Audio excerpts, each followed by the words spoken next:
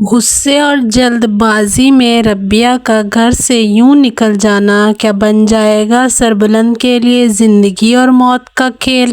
کیا ربیہ کی حفاظت کرتے کرتے سربلند اپنی جان کی بازی ہار جائے گا؟ کیا یہ محض ایک اتفاق ہے یا پھر ایک سوچی سمجھی سازش؟ کیا اس کے پیچھے سراب کا ہاتھ ہو سکتا ہے؟ آخر وہی تو ہے سب سے بڑا دشمن سربلند کا۔ یہ سب جاننے سے پہلے اگر آپ ہمارے چینل پر نئے ہیں تو ہمارے چینل کو سبسکرائب کرنا نہ بھولیے گا۔ جی ہاں ناظرین، تو بات کرتے ہیں ڈرامہ سیریل زنجیریں کی نیکسٹ ایپیسوڈ کے بارے میں۔ شاہ نور اور سراب کے بار بار ربیہ پر الزام لگانے کے بعد ربیہ یہ فیصلہ کر لیتی ہے کہ وہ اب اپنی مزید تذلیل برداشت نہیں کرے گی اور وہ حویلی چھوڑ کر چلی جائے گی۔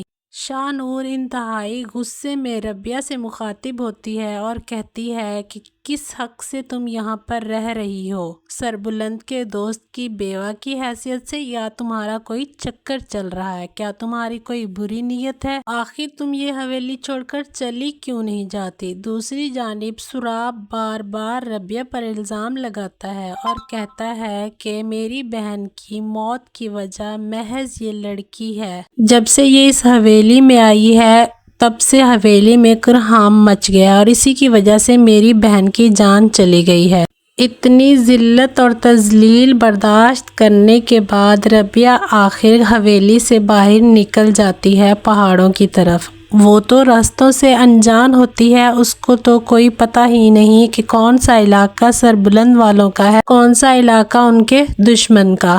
دوسری جانب سربلند، سراب اور شاہ نور اماں جان کو لے کر ہاسپٹل پہنچ جاتے ہیں۔ وہاں پر شاہ نور سربلند سے پوچھتی ہے کیا واقعی تمہارا کوئی جھگڑا ہوا تھا شہربانوں سے؟ اس پر سربلند خاموشی اختیار کرتا ہے لیکن سراب کے تو ہوش ہی اڑ جاتے ہیں۔ وہ خاموش ہو جاتا ہے، اوپر دیکھتا ہے نیچے دیکھتا ہے لیکن اس کو کوئی جواب نہیں آتا کہ اس کو کیا کہنا چاہیے۔ سربلند خاموشی سے شاہ نور کی طرف دیکھتا ہے اور چپ کر جاتا ہے۔ کچھ دیر بعد وہ دیکھتا ہے جب بی بی جان کی طبیعت سنبھلنے لگتی ہے تو وہ کہتا ہے کہ مجھے کسی ضروری کام سے باہر جانا ہے، آپ اماں جان کا بہت خیال رکھیے گا۔ ادھر ربیہ جب دیکھتی ہے حویلی میں کوئی نہیں ہے تو وہ حویلی سے فرار ہو جاتی ہے۔ دوسری جانب ماموں جان جو کہ توسم کے ماموں ہیں وہ توسم کو فون کر کے کہتے ہیں کہ میں ساری حقیقت سے واقف ہوں، مجھے پتا ہے کہ اس لڑکی کے شوہر کو تم نے مروایا ہے۔ اس پر توسم کہتا ہے کہ ہاں پہلی بار تو مجھے کوئی لڑکی پسند آئی تھی، کیا اس کو یوں ہاتھ سے جانے دوں؟ اس پر اس کے ماموں کہتے ہیں کہ خبردار، جو تم نے اب مزید ٹائم ضائع کیا، جلد از جلد حویلی پہنچو، تم نے شہر میں ایک بندے کا قتل کیا ہے، پولیس تم تک جلد پہنچ جائے گی۔ اس پر توسم کو غصہ آتا ہے اور وہ کال کاٹ دیتا ہے۔ توسم کا ماموں اپنے خفیہ بندے سے کہتا ہے کہ مجھے سمجھ نہیں آ رہی سربلند اب تک اتنا خاموش کیوں بیٹھا ہے؟ پہلے تو وہ توسم کی جان کا دشمن بنا پھرتا تھا، اب ایسے اطمینان سے کیسے بیٹھ سکتا ہے؟ مجھے لگتا ہے وہ خود کسی بڑی مشکل میں پھنس چکا ہے، ورنہ وہ یوں توسم کو کھلے عام پھرنے دینے والوں میں سے تو بالکل بھی نہیں تھا، بس موقع کی تلاش میں تھا۔ اور میں خود بھی موقع کی تلاش میں ہوں کہ توسم اور سربلند آمنے سامنے آئے اور میرا بھانجا توسم سربلند کو جان سے مار ڈالے۔ وہ اپنے سوتیلے بھائیوں سے بہت زیادہ نفرت کرتا ہے۔ وہ کم عقل ضرور ہے لیکن بزدل بالکل بھی نہیں۔ میں اپنے بھانجے کو بخوبی جانتا ہوں، وہ جلد ہی توسم سربلند کی جان لے کر ہی رہے گا۔ ربیہ کے دماغ سے بھابھی نور کی باتیں جا نہیں رہی ہوتی، اس کی کردار کشی کی گئی ہے، آخر وہ بات یہ کیسے برداشت کر سکتی ہے؟ ایک تو مدثر کے یوں اچانک مر جانے کا دکھ اس کو اندر ہی اندر کھائے جا رہا ہوتا ہے اور دوسری جانب زمانے کی رسوائیاں بھی اس کا مقدر بنی۔ سراب خود کو بے قصور ثابت کرنے کے لیے بار بار ایک ہی بات کی رٹ لگائے رکھتا ہے کہ یہ سب ربیہ کی وجہ سے ہوا ہے اور سراب کی بیوی نور بھی اس کا ساتھ دیتی ہے۔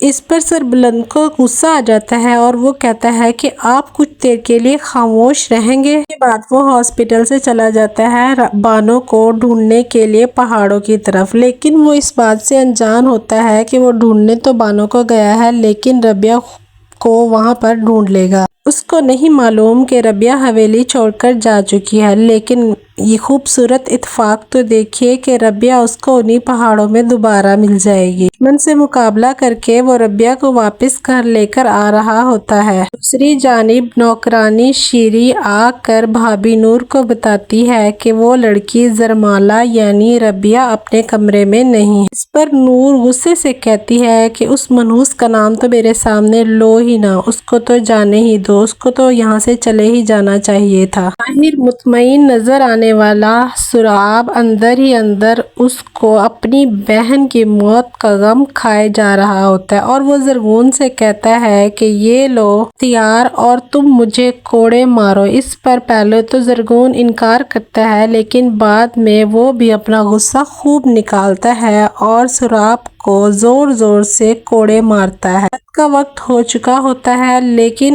ابھی تک سربلند کا کوئی پتہ نہیں چلتا۔ گھر میں سب پریشان ہوتے ہیں کہ آخر وہ کہاں چلا گیا ہے۔ حویلی کے ملازمین آپس میں طے کرتے ہیں کہ وہ یوں خاموشی سے نہیں بیٹھیں گے اور سربلند کو پہاڑوں کی طرف ڈھونڈنے نکل پڑتے ہیں۔ دوسری جانب بھی جان بھی گھر آ جاتی ہے لیکن اس کے دل سے شہربانو کا غم جا نہیں رہا ہوتا۔ وہ بار بار شہربانو کو یاد کرتی ہے اور نور سے کہتی ہے کہ کسی بھی طرح مجھے شہربانو واپس لا دو، میں اس کی جدائی برداشت نہیں کر سکتی، میں تو پہلے ہی دکھوں کی ماری ہوئی ہوں، میرے دل سے تو ابھی تک شیر دل اور اس کی بیوی کا غم نہیں گیا تھا کہ اب میرے اوپر ایک اور مصیبت آن پڑی ہے۔ تب ہی سکون سے بیٹھوں گی جب آپ مجھے شہربانو کو صحیح سلامت واپس لا دیں گے۔ یہ سن کر سراب کا دل بھر آتا ہے اور وہ کمرے سے باہر چلا جاتا ہے۔ دوسری جانب ربیہ اور سربلند ایک بہت بڑی مصیبت میں پھنس چکے ہیں۔ ربیہ انجانے میں دشمن کے علاقے میں پہنچ جاتی ہے